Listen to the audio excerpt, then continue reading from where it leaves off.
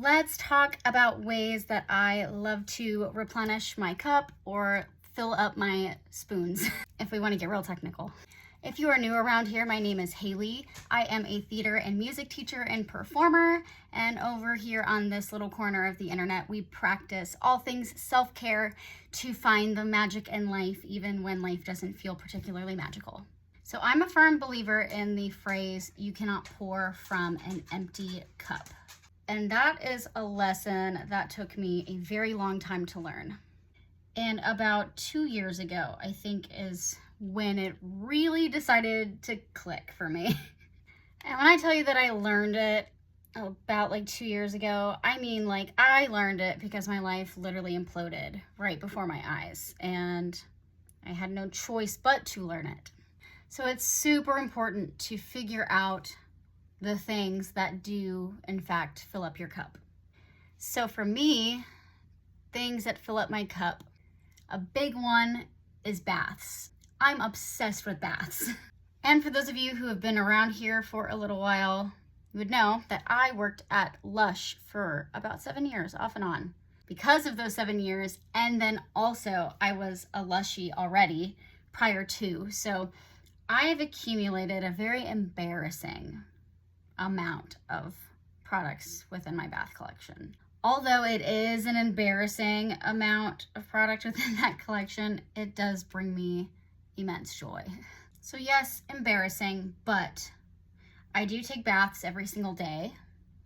I am a bath person over a shower person personally, and sitting and taking that sacred time to show my body that I've always had a difficult relationship with, sitting and showing my body love has become a very special part of my daily routine. Sitting and taking time to thank the vessel that holds my mind, my body, my soul, my spirit, my creativity, all of it. This is still a work in progress. So next thing is reading. I have always been a big reader, but over the last few years, I've really rekindled the love that I have had for reading my whole life. And it really doesn't matter what it is, if it's an actual novel, if it's just a self-help book, if it's a stupid fan fiction, if it's a script, poetry. I try to take time to read at least every single day. But yeah, I do find that I am tied to my iPad quite a bit because I am gonna be just completely devoured by a story. So next thing is gonna be meditation. And I touched on meditation a bit in a video that I made a few weeks ago. Meditation has been very life-changing for me. Specifically, what I do is I will find a meditation that specifically aligns with what I'm feeling, what I'm moving through, any struggle that I feel like I'm having, and I will go from there. There are thousands and thousands and thousands of free meditations that you can use on YouTube, but personally, my favorite meditations you can get through the Highest Timeline app by one of my favorite creators. She has made some of the most transformative meditations I've ever used. And the $15 a month that I spend is well worth it, in my opinion.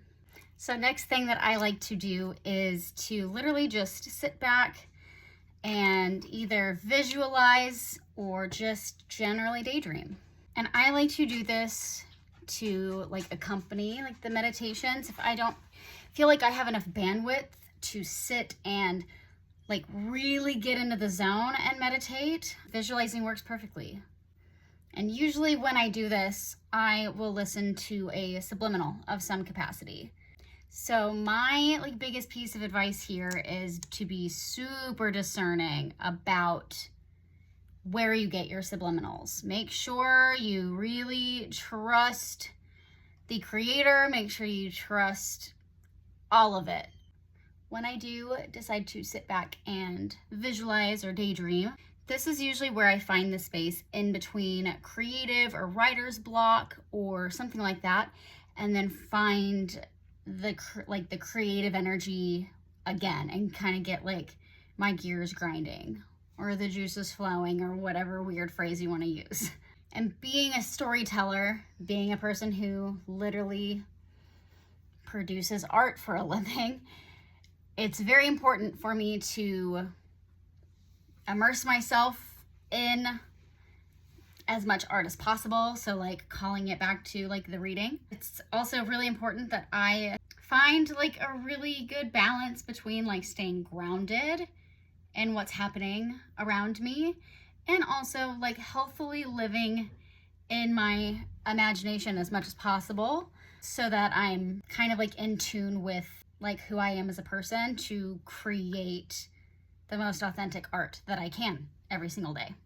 And also just like generally visualizing like the things that you want in life or the good or whatever, like you're manifesting or like wishing, hoping, wanting, longing for, that generally will just like put you in like a better, higher vibration or better mood or whatever phrase you want to use.